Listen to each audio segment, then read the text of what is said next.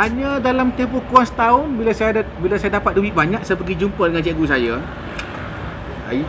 Saya bagi tahu dia saya dah nak berhenti daripada dia, saya nak buat sendiri. Okey. Satu langkah yang betul sebenarnya bila kita buat sendiri, tapi tergesa-gesa. Jadi akhirnya di situlah kejatuhan pertama saya. So saya nak pesan kepada usahawan, perlu berguru dan perlu bermentor untuk nak jadi orang yang berjaya. Dan kena hormat guru lah. Jadi pada waktu tu saya ni tergesa-gesa, terburu-buru.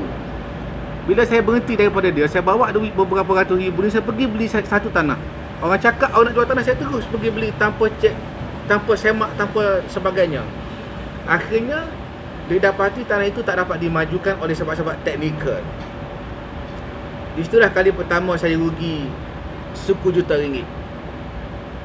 Jadi menyesal saya. Sebenarnya kalau saya mendengar nasihat daripada cikgu saya tu, ambil masa sikit untuk kita tambah ilmu, belajar dengan dia, mungkin kita tak akan jatuh lagi. Sebab orang yang bijak ni sebenarnya dia belajar daripada kejatuhan orang lain, baru dia tak akan melalui kejatuhan yang sama. Tapi saya disebabkan kealpaan, terburu-buru, rasa boleh buat, tinggal guru, tinggal apa semua, akhirnya saya sendiri terpaksa melalui fasa kejatuhan. Sepatutnya first time saya perlu belajar daripada kejatuhan orang lain, barulah saya akan bersedia bila saya jatuh, bila saya diuji seterusnya, baru saya akan bersedia. Tapi sebab kita terburu-buru, jadi sifat terburu-buru kurang bagus sebagai seorang usahawan. Kejayaan memerlukan masa, kejayaan memerlukan tempoh dan memerlukan waktu. Okey, tak ada benih yang ditanam pada waktu pagi, petanya boleh dituai. Segalanya perlukan masa. Itu pesan saya pada usahawan. Baik. Usahawan perlu laju tapi tak boleh terbabas. Usahawan kadang-kadang boleh lambat tapi jangan sampai ketinggalan. Okey. Jadi bermulalah kejatuhan saya kali yang pertama. Bila saya jatuh kali yang pertama, awalnya saya berfikir negatif sebab jatuh suku juta. Saya rasa saya tak nak lagi teruskan perniagaan. Lama-lama saya kembalikan fikiran yang positif, iaitu kita fikir kita jatuh hanya untuk menaikkan kita ke tempat yang lebih tinggi lagi sebenarnya.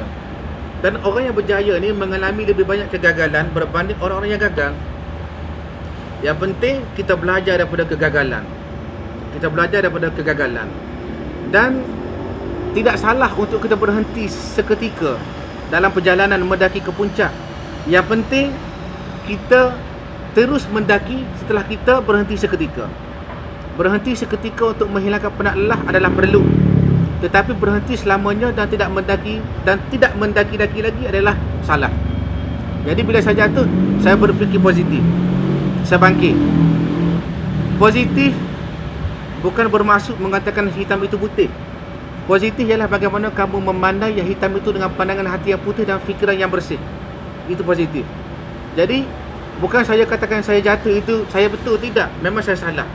Tapi bagaimana saya melihat kesalahan itu untuk saya perbetulkan dan terus mendaki. Okey.